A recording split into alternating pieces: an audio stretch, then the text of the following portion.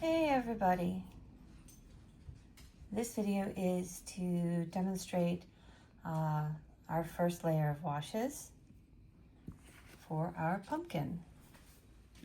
I am going to demonstrate using Cotman since that's the recommended paint for the class, and most standard watercolor sets will have the colors that I'm using. So first thing we need to do is mix up our wash. Now what we need to do for that is to make sure our palette is clean. And we first need to just start adding water. So I'm just making a pool of water in here. When you mix up your wash, you want to mix up, you want to mix up your wash for all of it. So like if we're going to be putting this wash over the surface of the pumpkin, you want to make sure that you have enough paint. So you want to go ahead and make a lot. So just start by adding water. If you have a water brush, you can just squeeze your brush and it will come out of the tip. And I want to make sure I have a good puddle there. Now I'm going to start with cadmium yellow. It is the warm yellow in this set.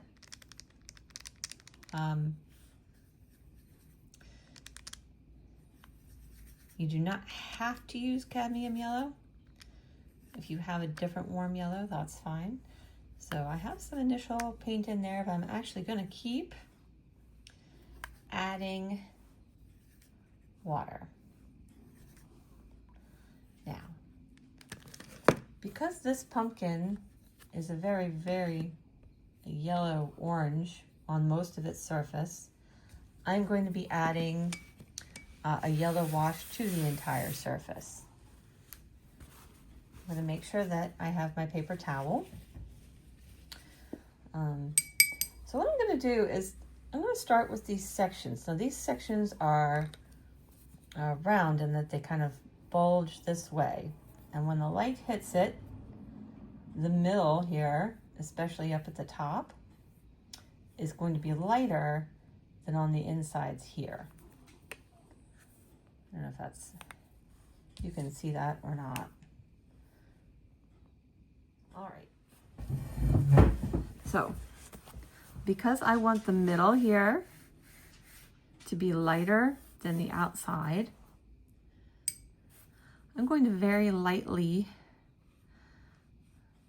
just wet the section that I'm doing, and I'm going to get the orange part, the deeper orange part too. The whole section is going to be yellow.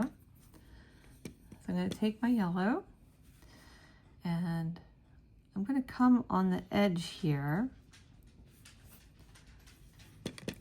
and come along the edge here.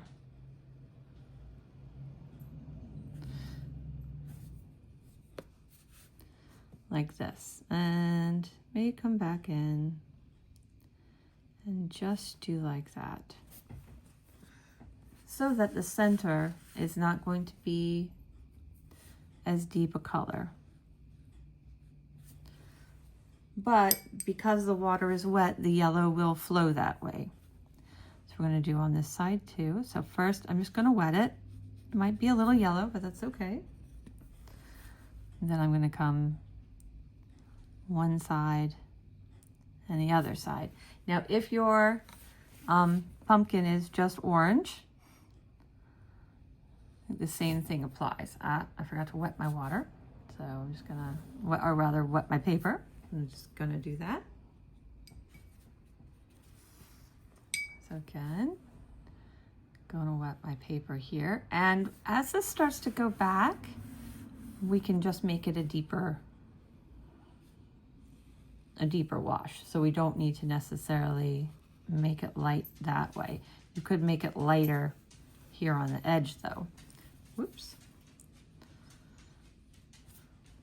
So I'm gonna come in here like that. And I will be going back over this several times. So don't worry if your initial wash is too light, because we're going to make wash after wash after wash. So here, up here, I'm not worrying about that so much until I get to the top here. And I'm actually just gonna, a little bit of water, only where I want the wash, the wash to flow. And I'm gonna just kind of come in like that. So that's gonna be super light when it dries. And same things for these sides, maybe a little bit deeper.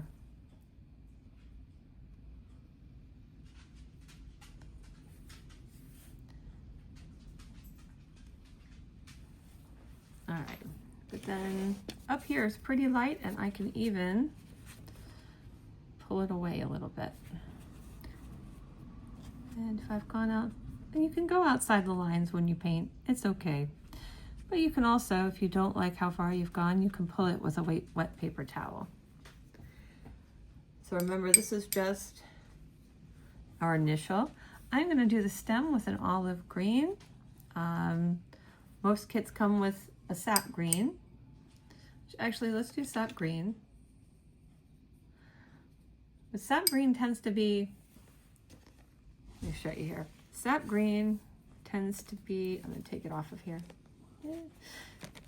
It tends to be a little harsh. So what you can do is take sap green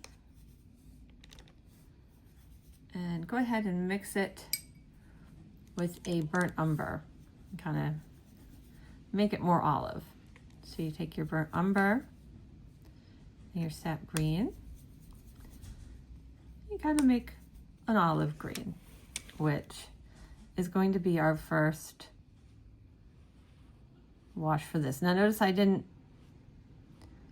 wet the paper here. Line and wash is a fairly dry medium. There's not a whole lot of wet on wet, but in this case, it's a good way to kind of vary your color intensity. And then we will go back over it. I might even increase the yellow of our wash. And then so I'm going to come in here again, just on the sides, like that. And like that. And I am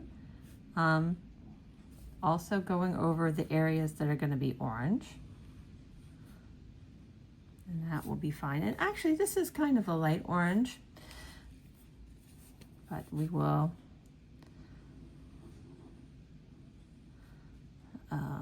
have that effect. I'll show you. So we can add additional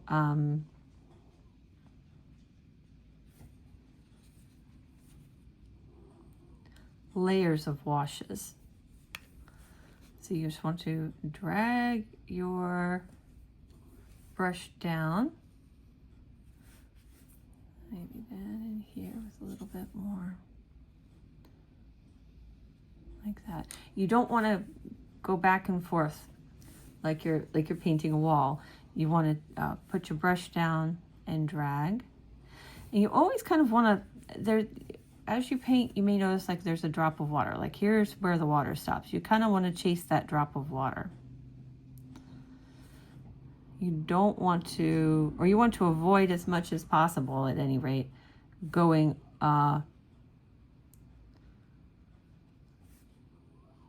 over and back over immediately, back over your wash, because it won't make for a uniform wash. All right. So here's our first layer. Then let's make some orange. So red and yellow make orange. I am using the Cotman Cadmium Red to mix an orange. And it has, now, when you're mixing colors, especially when you're new to mixing colors, use a piece of paper next to you to decide if you have the color that you want. This is a pretty light orange, but I think actually it's perfect for coming in here again towards the edges, like so.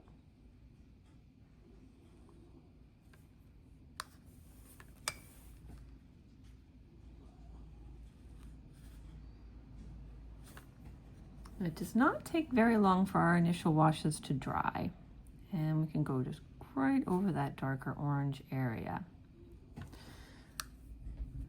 with the orange I just mixed. And if you make too dark of a line or is too harsh of a line, you can add some water to it and feather it out. And if you want to erase it, again, just take your paper towel and you can pull it up. There.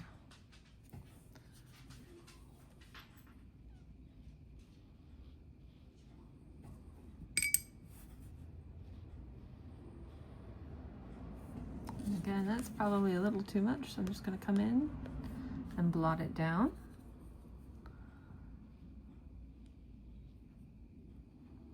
And at this point, the paper's pretty wet, so I don't need to keep adding water.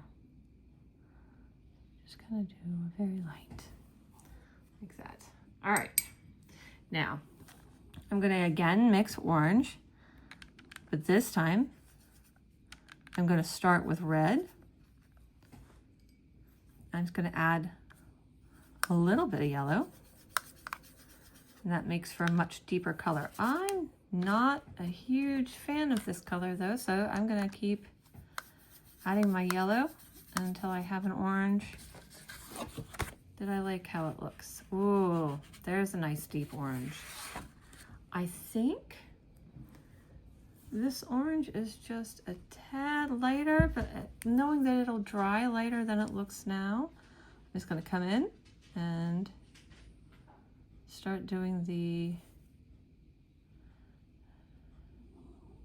dark orange spots. And when we did line work, I mapped out some of those spots with my line work.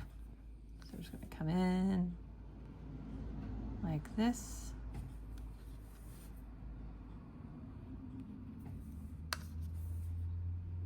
Like so.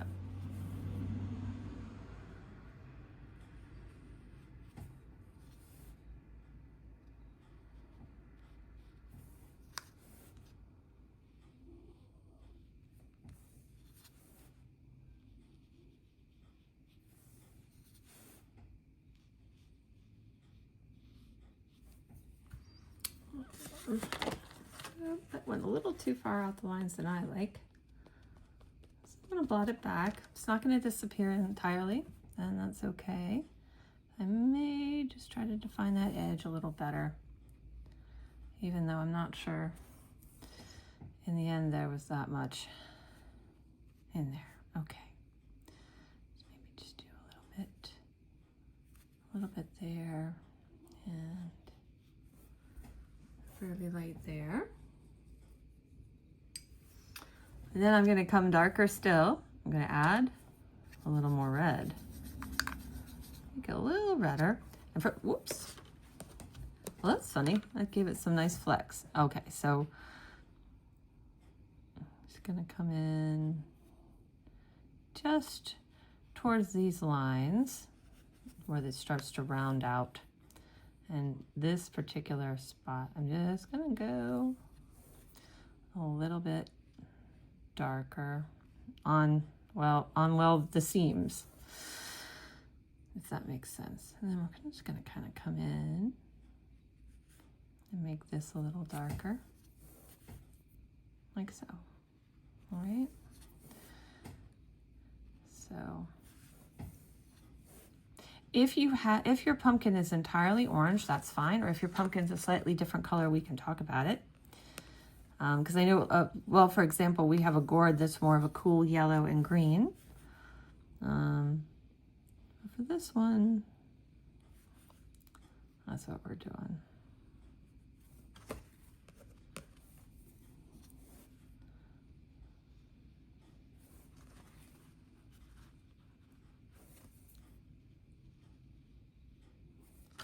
That's still too much.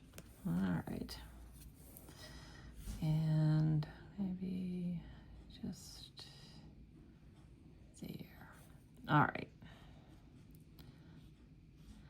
So in this scenario, I'm imagining that there's light hitting the part that round out, and there's some light also hitting the top. The light's really coming more from this way.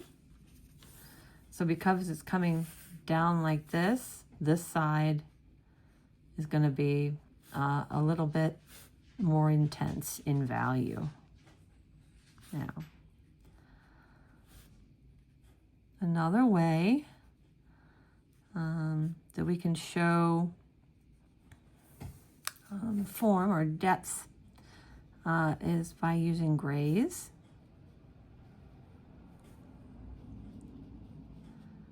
So the complementary color of orange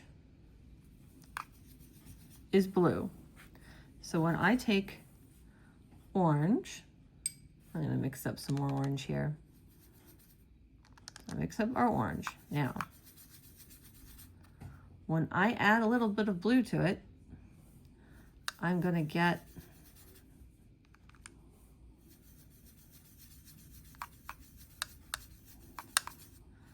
really a brown, but this called a gray in terms of painting. But yeah, it was going to create this brown, which is actually very nice. So I can come in here and just, actually this way, on areas that are even deeper in color, where I want to show. So if I want to show that this is really bulging out, the area behind it is going to be darker. So if this is really bulging out, the area behind it here is going to be darker, like so. And since our light's coming this way, most of this is going to be lighter, and it's just going to get a little darker as it goes, like so. I can also use this color up here in the stem, because this stem is not, oops, that's not what I wanted to do. This stem is not entirely green, and as it goes back, it's kind of got these little brown flecks in it. All right, like so. All right, and now let's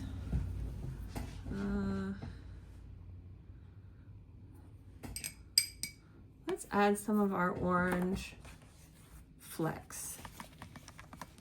This also has orange flecks in it. So again, I'm going to mix yellow and red. Ooh, that's a lot. That's pretty intense. That's a little too much red, so let's add a little bit more yellow. Ooh. All right, I made a lot this time.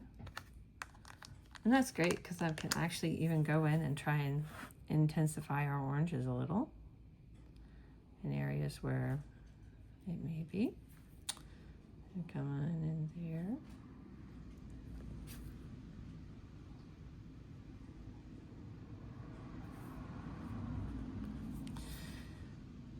Or areas where I didn't quite orange it enough, I guess. So we're going to come around like that.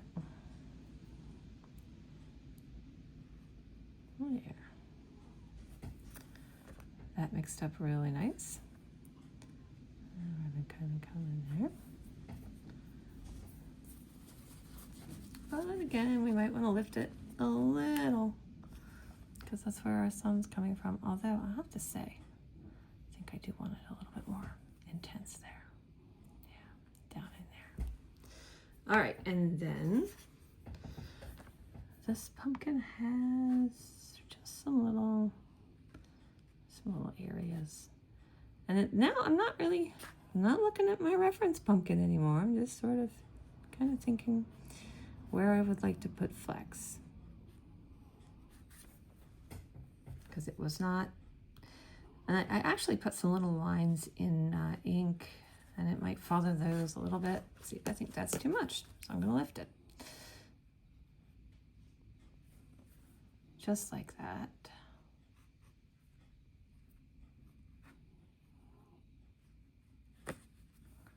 Just some areas. There we go. No, just maybe.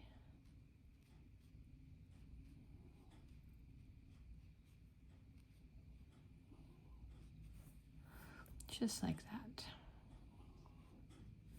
I'm just gonna kind of show that's where. There. All right. Now I think I want to do another layer on the stem. So if you remember, I wanted to kind of dull down the sap green, which I'm not a fan of sap green. I really prefer to use olive. But if you take your sap green and you take your burnt umber, you can make an olive green, like so. If you don't have burnt umber, you can use some of mine. But I'm just gonna kind of come in and intensify this color a little bit. And again, maybe we have some sun coming that way. Whoops. Definitely kind of come in like that.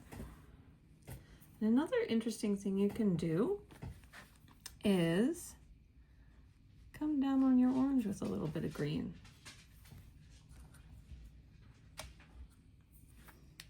Look down in here. Is there green on this pumpkin? No.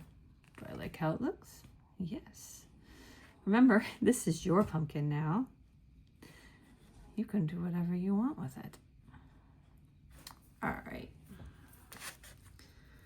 And so another way we can add grays beyond mixing orange and blue to make a brown, we can actually just take our straight blue and put it on the orange that is already there. Like here. I could just kind of go, well, I don't know if I want anything that deep over there. Too late now, but I can come up in here. I'm actually kind of spreading it out with my finger because I can. There's like definitely some like lumpy, bumpy stuff happening here, like that, and up in here. That's my dog Prince, and he really, well, my mother's dog. He really wants some attention right now. And you can take your blue and your green as well if you want to kind of add a little shadow to this side. All right, and that is where I'm going to stop. I hope you were able to see. I know we're in a little bit of shadow. And we will also have a live demonstration painting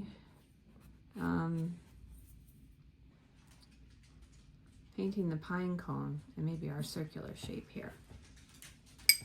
All right.